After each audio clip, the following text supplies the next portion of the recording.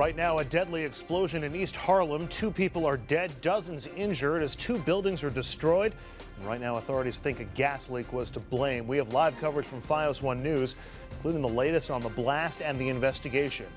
Also, the view of the explosion from the people who were there. The chaos as residents tried to figure out what happened, the anguish as they tried to find the people caught in harm's way. And later, the aftermath. The blast happened right alongside the Metro North line in East Harlem. That has the transit system in chaos. We'll take you live to Grand Central and to the Woodlawn station in the Bronx as commuters do what they have to do to get home. Good evening and welcome to RFL. I'm Andrew Whitman, in tonight for Richard French. Thanks for joining us on this Wednesday evening, March the 12th. Since last night, we smell gas in the building. Since last night. When I was coming from, when I was leaving to go to work, we see like a mass smell gas. And my wife called me like around 9:30, and the building next door exposed. Panic and pain in East Harlem this morning after what officials now believe was a gas leak triggered a major explosion, destroying 2 buildings, killing 2, injuring dozens more. Happened around 9:30 this morning. And tonight, the neighborhood continues to resemble a disaster zone. Before and after photos show the force of the blast and the damage it did and just how difficult it will be for officials to bring some sense of normalcy to the area. The East Harlem neighborhood where it happened in northeastern Manhattan along Park Avenue between 116th and 117th Streets. We have team coverage tonight from the FiOS 1 News team. We begin at the site itself. For more on the blast, its impact, and what's happening there now, we go live to FiOS 1 News' Samantha Liebman in East Harlem. Sam? Well, Andrew, still a very active scene, as you said. We're actually awaiting a briefing from the NTSB. They apparently investigate anything having to do with pipelines. So we'll be hearing from them shortly. In the meantime, a very tragic event today. As you heard, 2 people died, dozens more injured, and we're hearing that 2 of those injured have life-threatening injuries. 2 dead and dozens more injured after what authorities say was a gas explosion that brought down 2 buildings in East Harlem Wednesday morning. This is a tragedy of the worst kind because there was no indication in time to save people. The explosion so strong it knocked out windows in neighboring buildings and sent debris flying onto the Metro North tracks and beyond. Cars were covered in soot. Several buildings evacuated. The only indication of a problem came about 17 minutes before the explosion, a report of a gas leak to Con Ed. Con Ed dispatched a team immediately to respond. The explosion occurred before that team could arrive. The FDNY arrived 2 minutes later. The call originally came in at 9:31 and we had our first unit on the scene at 9:33. They were faced with a very heavy fire condition. The fire, 5 alarms, more than 250 firefighters, crews dousing it with water all day long. But that is just the beginning of the work. The next is debris removal. The 2 buildings had a total of 15 units as well as retail space below, and several people are unaccounted for. Make no mistake about it, a long extended operation done very carefully so that first responders aren't put in danger. So it's going to take us a while, but PD had their dogs on the scene and checked the debris for us, and we didn't get any hits from the dogs. Our hearts go out to all the families involved. We're expending every effort to locate each and every loved one. Now, there are several accounts of people saying that there was a strong smell of gas prior to this day. We have not confirmed that yet, and maybe the NTSB will be looking into that. Meanwhile, the mayor's office not elaborating on how many people have not been found yet, and that situation may be fluid. Now, it also may be a while until they know which building exactly the explosion took place in. As we mentioned, there were 2 buildings that collapsed, and it's going to be a while. They're going to have to sift through a lot of debris very carefully because they say that the structure right now is very unstable. Again, waiting for a briefing from the NTSB, who investigates pipelines as well as transportation. So we're live in East Harlem tonight. Samantha Liebman, back to you. All right, Samantha, thank you very much for reporting live from East Harlem. And obviously, if any news comes out of that NTSB press conference, we'll bring that to you during the course of the next half hour. Now, the bulk of those injured in the blast receiving treatment at Mount Sinai Hospital. That is where our team coverage continues tonight. FiOS 1 News' Carolyn Fortino is there reporting for us. Carolyn.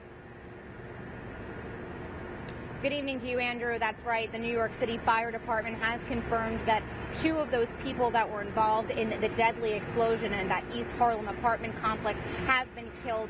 Many of them were brought here to Mount Sinai Hospital for treatment. Now, we have just received word from hospital officials that one of the victims that was brought here was actually rescued from beneath the rubble and is now in critical condition. Officials at Mount Sinai Hospital in Manhattan have confirmed that at least 2 people were killed and 23 victims were brought to the hospital, one of them in critical condition from head trauma. Most of the injuries were minor injuries, so it's cuts, scrapes, lacerations, some broken bones, some inhalation injury from the smoke and from the debris that was in the area. Christina Rizzo and her sister both live on 116th Street, which she says has been completely evacuated. Gas and electric utility workers tore up the pavement in an effort to shut gas lines. Residents still waiting to hear if and when it will be safe to go back home. Nobody was wearing masks. All of the responders, nobody was wearing masks, and now all of a sudden in the last, I want to say 30 minutes, everybody has masks on. So the air quality has got to be pretty bad over there. Ruben Barrero lives in one of the apartment buildings with his mother and sister, who were not at home during the collapse. He, along with many other residents, lost all their belongings and will now need to find a new home. It's unbelievable. Like, something like this happens. Like, I've been living it my whole life, and you walk past it now, and it's an empty lot. That's how unbelievable is that.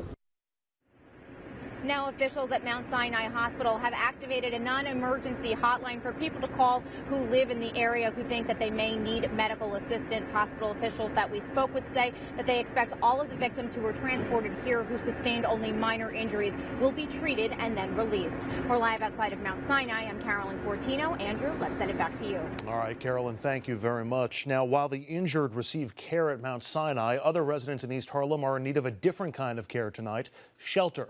The Red Cross is doing what it can, setting up shop at PS 57 on East 115th Street. 5 News' Elizabeth Saab is standing by live at the school with more. Elizabeth? Yeah, Andrew, many of those residents in that neighborhood and in those 2 buildings that were destroyed are being redirected here at PS 57, just a few blocks away. So many of those people were at work today and returned home to find that they just couldn't get in because their homes were either in rubble or the structures around there were compromised. Now, inside, we're told there were about 100 or so people getting food and receiving care from the Red Cross.